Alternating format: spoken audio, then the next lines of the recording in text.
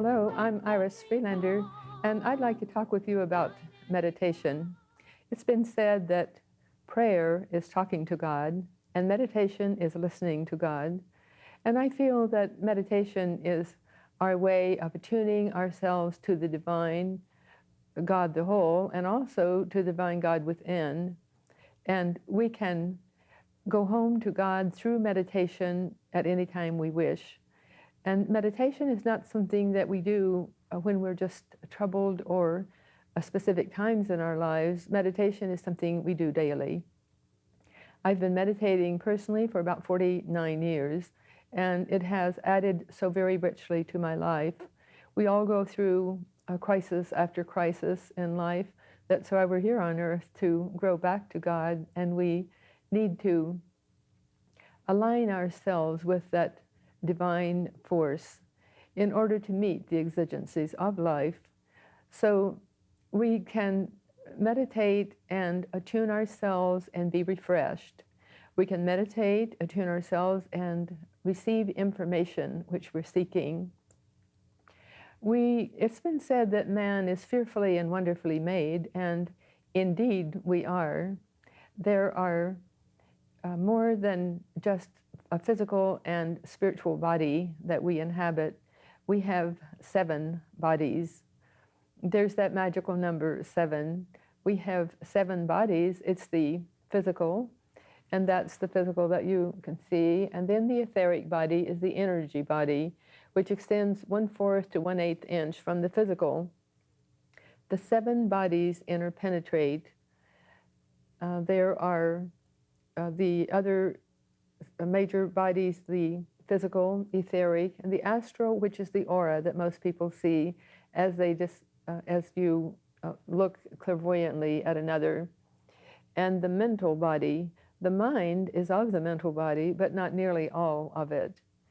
And the soulic or causal body, the adonai, and the monad. The monad is the God spirit within. How good it is to know that there is that God spirit within us, and that's why we have the affinity and the ability to reach out to the God force and be renewed through our prayer and meditation, because we not only have a direct link to God, we are a part of God. Not only do we have 7 bodies, but we have 7 force centers, 7 chakras. It's known in the East as the wheel of life, or the gates. And in the song, Open the Gates of the Temple, well, it's referring to the chakras. The force centers, the chakras, are located over the 7 major endocrine glands. Their first is, the lowest chakra is the root chakra, and that is at the base of the spine, and the color would be a red tone. There's a color for every chakra, a basic major color for every chakra. And each chakra resonates more fully to one of the 7 bodies which we just described. Now, what does this have to do with meditation? As we align our chakras and our 7-fold bodies, then we're more fully attuned to divinity. And back to the chakras, there's the root chakra at the base of the spine, and it's more fully attuned to the gonads. And then the spleen chakra, located over the spleen, is more fully attuned to the etheric body, the energy body. And that's how energy enters our body, as prana. And then the solar plexus chakra, which is more fully aligned to the emotional body. And as we exhibit various emotions in our being, then the aura is changed, or the solar plexus chakra changes that aspect of our being. Next is the heart chakra. It's located over the thymus, and it's the thymus gland that governs our immune system. And so it's a wonderful thing to be able to stimulate our thymus gland. One way we can do it is tapping that area right there. Another way we can stimulate that is pressing inside the mouth, right in there. And that is one way of stimulating the thymus gland. And so certainly we all need to stimulate our immune system all possible. And those are two ways we can do that. And that is the heart chakra. The heart chakra connects the lower physically oriented chakras to the higher spiritually oriented chakras. Next is the throat chakra, located over the thyroid and parathyroids. And then we have the brow chakra, which is located just between and above the eyebrow center, not at the center of the forehead, but about here. And those are more aligned to the pineal gland. And the crown chakra, located above the top of the head, and that energy goes up, and the base of at the root chakra, the energy goes down, and the other energies go out, as you see those clairvoyantly. So the crown chakra is the chakra through which we go in and out of our bodies in sleep and when we go out in meditation. And when we go out in death, the silver cord is severed through the heart chakra, the solar plexus chakra, and the crown chakra. And then at death, the silver cord is thoroughly severed, and then the physical body is totally separated from the higher bodies. And what does all this have to do with meditation? Well, a great deal, because when we align our bodies and our chakras, we do this automatically. And just as we become quiet in our minds, they do align. And then we have this wonderful feeling of exaltation, the wonderful feeling of true meditation. Meditation is our way of expressing our love for God, and it's our way of expressing our love for those great ones on the inner spheres of being who work with us in our physical life and in our daily life of every type. There's nothing we can't know through meditation if we but look, ask, and listen. There's been many times in my life and the life of my students where we've been facing a challenge and we need to have information that would be so very helpful, but we can't get that information. Well, we've asked in meditation and gotten specific answers. And it's such a wonderful thing to know that this lies within us. We're able to do this ourselves. So not only does meditation align us in a spiritual way, but it helps us greatly in a physical way. Now, there are many types of meditation. We hear of transcendental meditation, of all the various types of meditation. To me, as I said, I've been meditating for at least 49 years, and to me, meditation is meditation, and we can use the various types for various reasons. About 30 years ago, I met the Reverend Flower A. Newhouse, and she has a wonderful book on meditation. It's called Gateways into Light. And it tells the various types of meditation, the means of meditation. It gives a wonderful amount of information. But then there are other equally wonderful books on the market. And if you want to learn to meditate, then it's good to read the various types of information there is available. Another wonderful source is the Edgar Cayce Foundation, the ARE Clinic in Virginia Beach, Virginia. They have an 800 number you could call for the ARE number in Virginia Beach, and they have a marvelous program of meditation, teaching the various aspects. And there's so much, there is a lot involved, and yet it's so simple. In the next segment of this program, we'll be demonstrating how we meditate. And you can see how very simple it is. And you can see that if you've already been meditating for a long time, I compliment you, because I know it's added richly to your life. If you're just now thinking of meditation, then that would be a great asset for you if you do initiate your own program.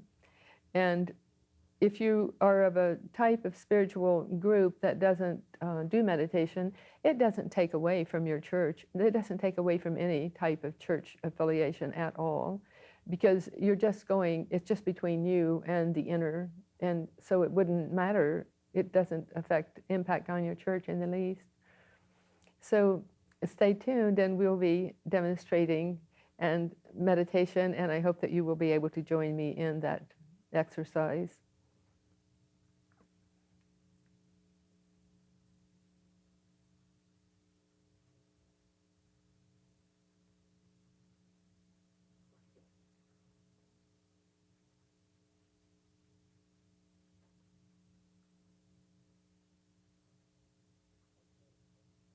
And it's, as I said, it's so simple. A lot of people have a lot of rules for meditation. My only rule is that you keep your spine straight, because the Kundalini energy enters from the root chakra, from the base of the spine, and goes up the spine in a figure 8 design and back down again. And so if our spine is straight, I feel that energy is more able to travel at a normal rate and speed. And you can meditate in the lotus position, which is having the legs crossed under you, which is mostly used in the East, and many people, Western culture, do that. But I was at a seminar once with a Swami at Yucca Valley, and there was a psychologist there at the seminar with me, and he developed quite severe varicose veins from sitting in the lotus position for the 2-week time we were there, and it was quite drastic for him. So I think that Western bodies really aren't designed to do the things that has been done through Eastern bodies over centuries of time, and their bodies are adjusted and acclimated to that. Ours aren't. It's just like being vegetarians. So it's normal in some parts of the world to be a vegetarian, and here in our country it's more difficult. So it's whatever feels comfortable to your body, but you make your spine straight. And I sit with my hands in my lap, and if you put your hands closer to your body, then it's easier to keep an upright position. And it's not really a problem to keep an upright position when you meditate. A lot of people think you're going to be swaying and falling. Well, you won't. And so you have your feet flat on the floor, and you might want to remove your shoes if you have closed toes and heel shoes, because there's been times, especially when I first started meditating, that my feet would just vibrate and my knees would vibrate. So if that happens, then take off your shoes so the energy is more balanced. And you have the ability to meditate at any time you wish. And there's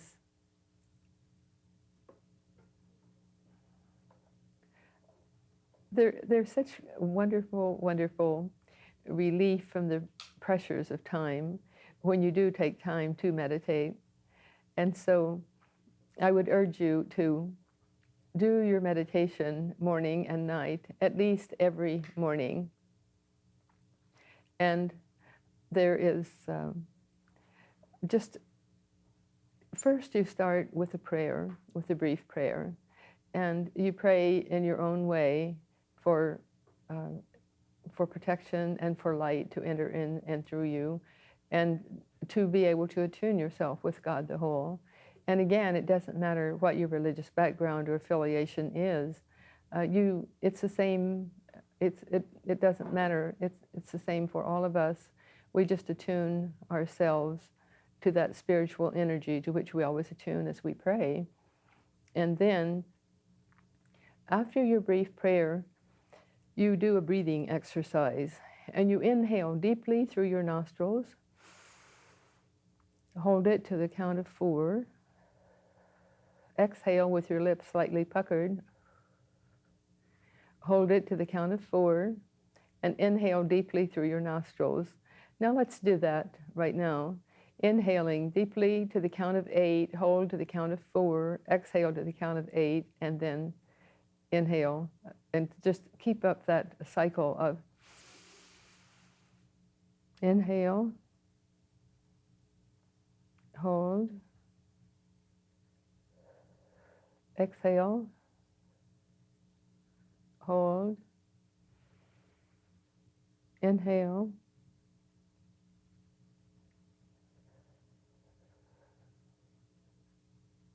hold and exhale, and inhale, hold, exhale. And just do that for a few moments when you first start meditating.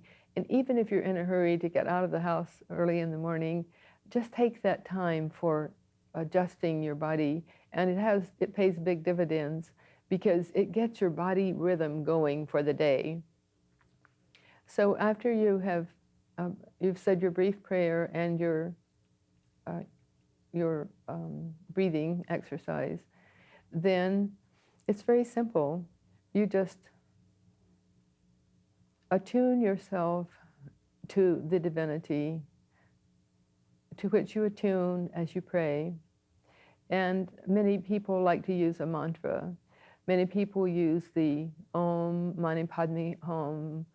Many people use verse from the Bible. Many just use one word. I suggest that you try the various ones and see what works best for you. Personally, I used to use a Bible verse, "Be still and know that I am God," or something like that. And then it just doesn't, after a time, it doesn't become necessary. You don't feel the need to have a Bible verse. You just go into the light, and you literally do see light as you meditate. And so now just close your eyes and go into your meditation.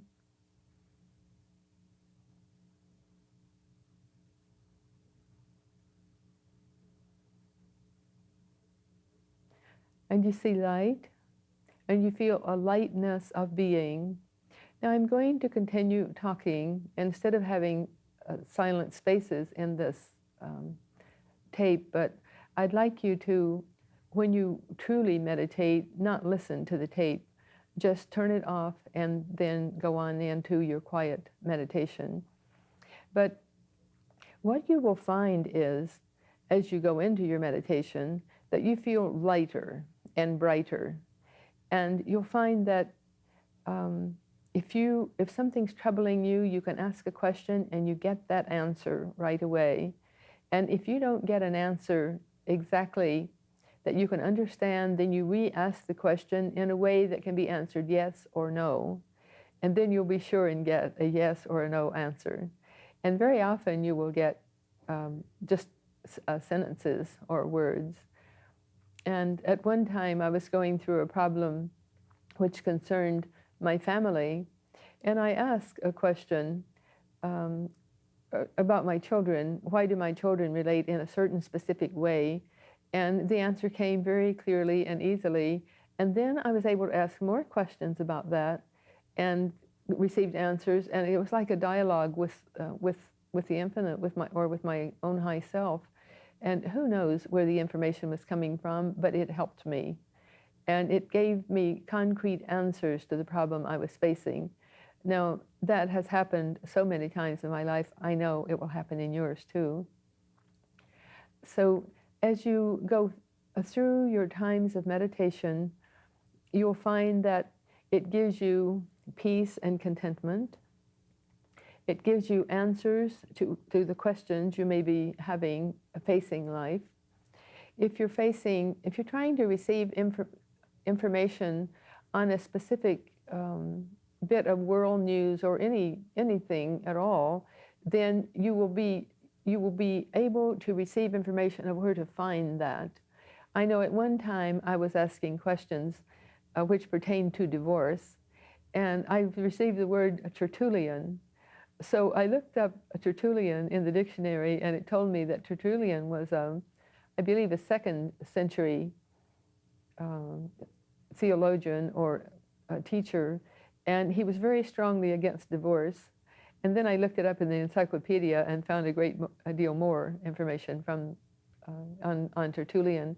So you might just get one word, but then it's your obligation to follow up and look in the dictionary, look in the encyclopedia, or look in the index of books. you can find a wondrous world of information on one subject just by looking through the index of some of your favorite books pertaining to that particular type of subject. Now, there was the Buddha, there's a story that the Buddha was teaching a certain specific man for quite a long time, and the man told him after 20 years, well, the man didn't come back for 20 years, and he told the Buddha, I've been taking all this time to learn to really meditate, and now I can cross the river without, in my meditation, I can levitate and cross the river through levitation. And the Buddha said, what a pity. For a penny, you could have used the ferry. And so we don't need to do fancy things with our meditation. We just need to stay stay attuned, and that's the purpose and the point of it. There are other many wonderful ways you can use meditation, and one is just to send out loving energy to others and loving energy to God, that wonderful God force. And at the end of your meditation is the time to offer gratitude. It's been said that one of the most desirable attributes we can have is to express gratitude. So at the end of our meditation, the channels are open, the energies are high, and so that's the time to do our healing meditation work. And the angels of prayer take our prayers and use them where they're most needed.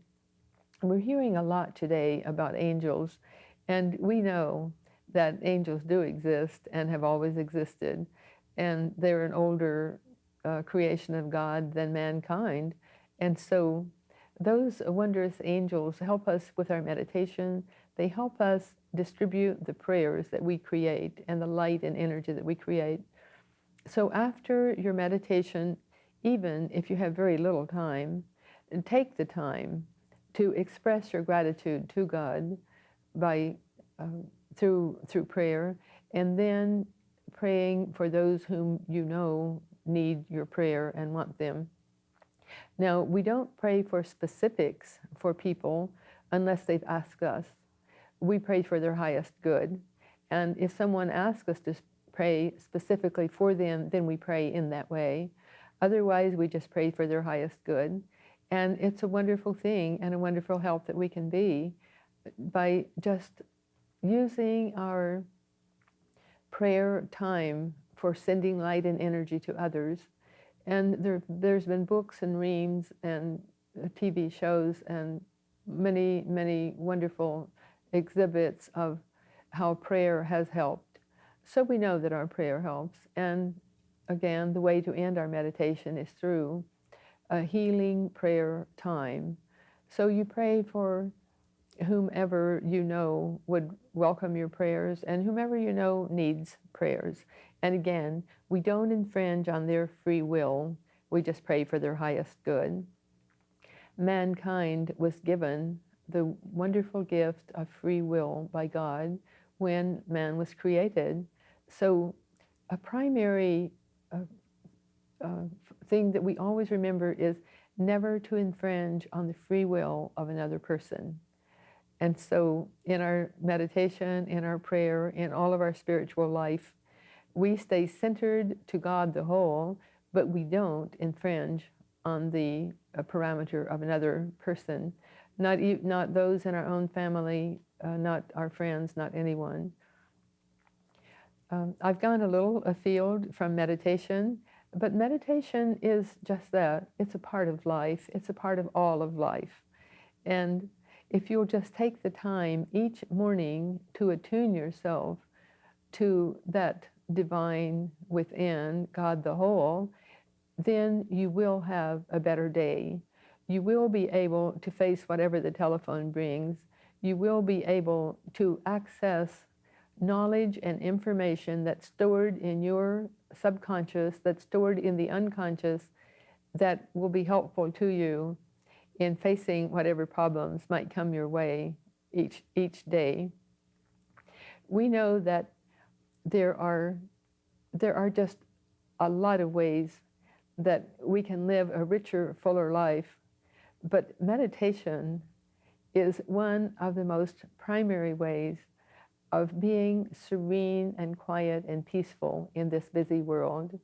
There is so much happening.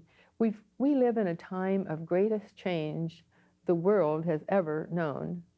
And it was determined at the Edgar Cayce Clinic in Virginia Beach that just 30 seconds of meditation changes the endorphin level of the human body. So if 30 seconds makes a difference, think what just an average time of meditation would do for you. God bless you and help you and keep you, and may you have wonderful meditations. Thank you. Moves from within, confident.